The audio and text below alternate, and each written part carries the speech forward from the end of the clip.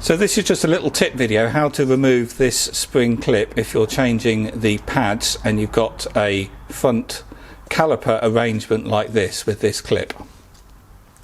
So these can be a little bit awkward, and you'll see videos where people use pipe wrenches on there, but these aren't big enough, and what you've got to basically do is push there to release it. You can mess around with screwdrivers, but you've got a chance of damaging the clip, and that's very awkward.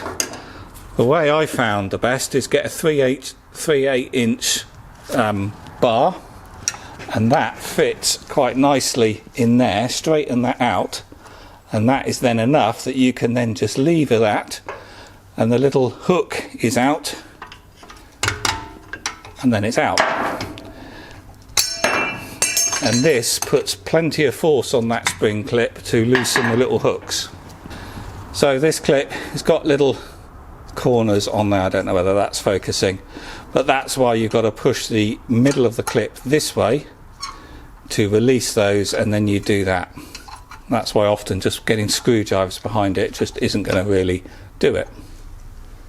So this vehicle is a 2014 Range Rover Evoque. I've also seen these same calipers on a Citroen Berlingo van. Do let me know in the comments below what other vehicles have this caliper arrangement and these clips, so I can add it into the video tags and then other people will be able to find this video. Thanks very much.